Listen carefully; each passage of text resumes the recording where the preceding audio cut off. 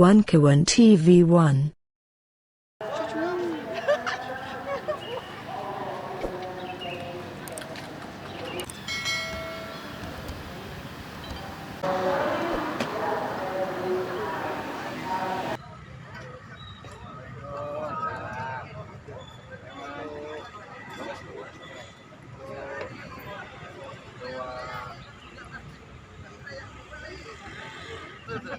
Saya 95 iya. Saya 95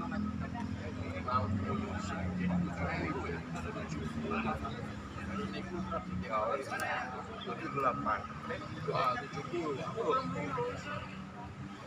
Jadi kita bebaskan ITB supaya menjadi kampus yang kritis dan merdeka, ya kan? Itu isinya betul. Mana Son? Ya, jadi kampus yang anti kepada penindasan, sebagaimana Bung Karno dulu, ya kan sebagai alumni pertama ITB membebaskan Indonesia dari sini, kan itu dia kan. Hari ini pun kita ingin kembali ke 245, kita berangkat dari Institut Teknologi Bandung, kampus saya, ya kan? Kampusnya Bung Karno. Kampusnya Bung Karno, kampusnya Rijal Ramli, ya kan gitu dia kan. Kampus yang orang-orang merdeka, Sri Bintang Pamungkas. Sri Bintang Pamungkas, kampusnya Muslim Arbi, kan gitu dia. Ya kan, ini kan, ya, saya 81. Ya, rektor ini kan masih kawan saya ini, Di luar tuh adik kelas lah. di batas pantai. Ya. Ya, di sini ada Jumhur lahir, di sini Sahganda lahir dan teman-teman Bung, pegawai Bung. lain. Kenapa mesti lama-lama amat sih? Ya. Udah bawa aja. Nggak usah Jadi pakai hari tali. ini kita datang ke ITB sebagai reunian ya. Iya. Kita reuni untuk ingin supaya kampus ITB menjadi kampus perjuangan, ya kan? Siap. Sebagaimana kampus UI dan kampus-kampus lainnya. Bismillahirrahmanirrahim. Assalamualaikum warahmatullahi wabarakatuh. Waalaikumsalam. Sebagian dari kami ini adalah alumnus ITB, yaitu kampusnya Bung Karno Hidup ITB. yang memerdekakan Republik Indonesia, dan juga kampus kami yang menolak pada waktu itu Pak Harto yang dianggap sebagai diktator, memerdekakan Republik ini untuk kedua kalinya. Dan sekarang kami ingin mengingatkan kepada adik-adik kami, para mahasiswa ITB, untuk mengulang kembali Mei 98. Mei 98 ketika kita melawan rejim Pak Harto yang selama 30 tahun lebih menjadi presiden dan calonnya calon tunggal. Kita tidak mau itu terjadi. Demikian juga kita tidak mau hal ini terjadi lagi sekarang dengan calon-calon presiden yang gombal, boneka-boneka asing dan aseng. Oleh karena itu kita mengajak adik-adik para mahasiswa untuk kembali berjuang memerdekakan Republik Indonesia untuk kesekian kalinya dari penjajah asing maupun asing, serta pengkhianatan di dalam negeri yang membawa Undang-Undang Dasar 45 kita, Undang-Undang Dasar 1945 menjadi Undang-Undang Dasar palsu, di mana kedaulatan tidak lagi di tangan rakyat, tetapi di tangan partai-partai politik, di mana orang-orang asing maupun orang-orang bule, hitam, bisa saja menjadi Presiden Republik Indonesia asal mereka warga negara Indonesia. Tidak begitu saudara-saudara, tidak begitu adik-adik kami. Ini adalah Republik Indonesia milik pribumi orang Indonesia asli. Sudah dijelaskan di dalam Undang-Undang Dasar 45 yang asli, bahwa yang berhak menjadi presiden dan wakil presiden adalah orang Indonesia asli. Oleh karena itu kita menolak siapa saja yang mencalonkan diri atau dicalonkan oleh partai-partai politik, padahal mereka bukan orang Indonesia asli. Mereka pro asing, dan bahkan menjadi Tugas partai. petugas partai dan boneka asing maupun asing. Saya kira itu yang ingin kami sampaikan pada adik-adik. Mari kita mengikuti jejak Bung Karno, jejak para alumni dari ITB serta universitas yang lain memerdekakan Republik Indonesia ini. Sebab kalau tidak kita merdekakan, kalau kita tidak kembali kepada UUD 45 yang asli, maka UUD palsu ini berlanjut terus. Dan kekacauan demi kekacauan akan terjadi di Indonesia ini.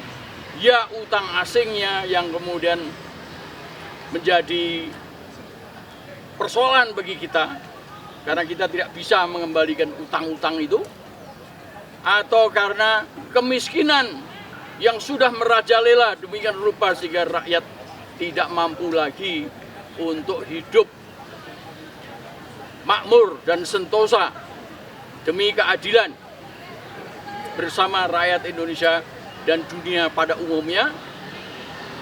Bahkan kemudian sumber daya alam kita di bumi, air, dan kekayaan alam di dalamnya dikuasai oleh pihak asing, serta yang lebih gila lagi, lebih mengenaskan lagi, bahwa ada pemimpin-pemimpin kita, khususnya rejim ini, yang memberi kesempatan para asing untuk masuk dan menjajah Republik Indonesia. Tidak ada presiden selain kepala negara, presiden rejim yang sekarang ini. Oleh karena itu harus ditolak. Dan mari kita bangkit bersama, merajut bersama kelompok-kelompok rakyat pejuang yang lain untuk menjatuhkan rejim yang sekarang. Terima kasih. Assalamualaikum warahmatullahi wabarakatuh. Hizbullah Indonesia bersama rakyat Indonesia. Merdeka! Merdeka! Merdeka! Allahu Akbar! Allahu Akbar! Allahu Akbar! Seluruh rakyat Indonesia kita kembali ke Undang-Undang Dasar 1945 yang asli.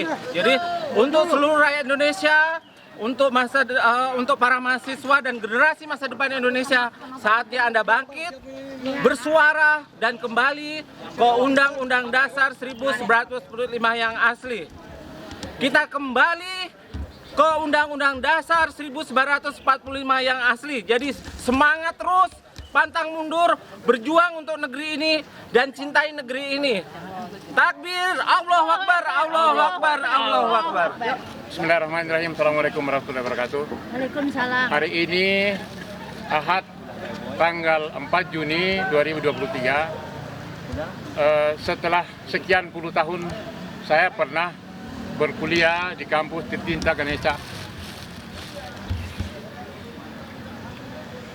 Hari ini saya datang mengetuk semua kesadaran kita agar kembalikan ITB sebagai kampus perjuangan. Dulu kita sama-sama menentukan Soeharto, juga berangkat dari kampus ITB, kampus UI, kampus UGM, dan kampus-kampus lainnya.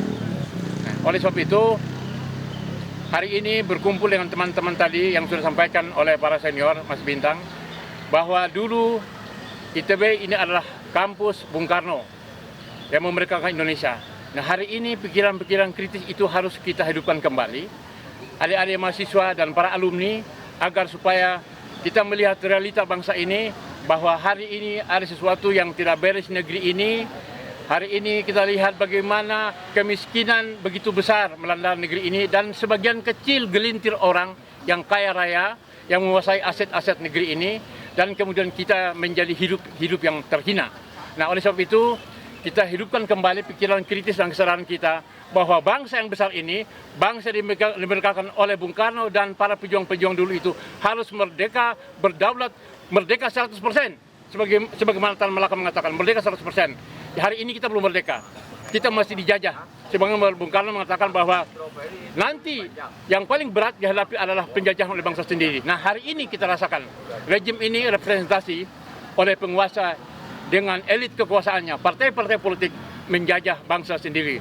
Mereka menikmati kekuasaan dan mencoba melahirkan presiden-presiden boneka yang mereka kendalikan. Oleh sebab itu, kehadiran saya dan teman-teman di sini, Hizbullah Indonesia adalah dalam rangka membangun kesadaran untuk menuju kemerdekaan Indonesia yang sesungguhnya, menjadi bangsa yang berdaulat, bangsa yang terhormat, dan bangsa yang bukan menjadi underdog dari bangsa lain. Saya terakhir ke sini itu tahun 98 sesudah keluar dari penjara. Ketika Soeharto jatuh tanggal 21 Mei, lalu 25 Mei Menteri Kehakiman Muladi menyampaikan kepres keputusan Presiden Habibie nomor 80 tahun 98, saya keluar dari Cipinang. Keluar dari Cipinang, saya ke Bandung. Karena ibu saya ada di sini. Sudah sejak 67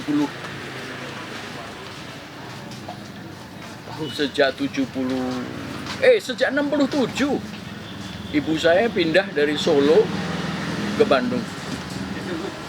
Jadi saya menyampaikan kepada ibu saya bahwa saya sudah keluar. Lalu saya mengunjungi ITB mungkin sekitar tanggal 26-27 Mei 98. Tapi ini masih nggak ada ini kayak gini, warung-warung gini nggak ada. Saya orasi. Waktu itu mahasiswa Bandung masih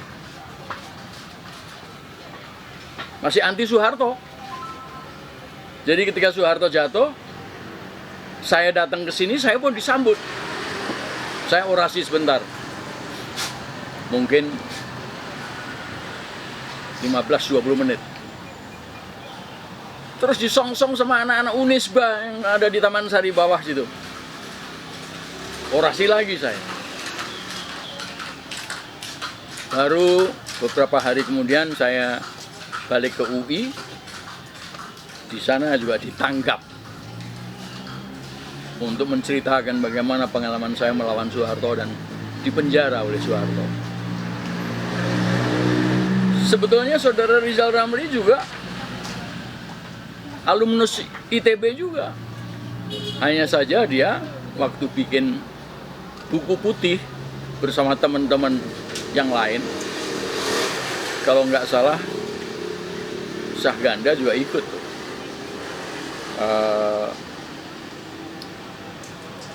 Siapa buruh? Jumhur Hidayat juga bersama-sama bikin buku putih. Saya waktu itu masih di Amerika. 77 saya berangkat ke Amerika. Rizal Ramli bikin 78 ya. Dan semua diskors teman-teman 78 yang bikin buku putih itu. Tapi Rizal bisa berangkat ke Amerika melanjutkan sekolahnya, mengambil ekonomi. Saya di Amerika juga mengambil ekonomi. Saya pulang tahun 84, lalu melawan Soeharto. Jadi kampus ini tidak asing bagi saya. Bahkan tadi saya cerita tentang terbunuhnya Rene Kunrad. Rene Kunrad terbunuh di situ. Dan dugaan saya dia meninggal ketika digebuki sama polisi-polisi keluaran AMN dan tewas di situ setelah ditembak. Lalu diangkut dengan mobil box, lalu digeletakin di kantor polisi, depan kantor polisi, di jalanan, Jalan Merdeka. Saya sempat ketika itu mengajak teman-teman untuk membakar baju tentara dan baju polisi Karena waktu itu memang zamannya Soeharto itu, ABRI itu sangat kuat dan selalu tidak mau berpihak kepada rakyat. Jadi saya datang lagi ke sini mau ngajak adik-adik mahasiswa berapa 50 tahun yang lalu 50 tahun yang lalu untuk kembali mengulang peristiwa Mei 98. Kalau dulu jatuhkan Soeharto, sekarang jatuhkan Jokowi lah. Ini kan tidak jauh dari Mei Kebangkitan Nasional kemarin. Itu aja.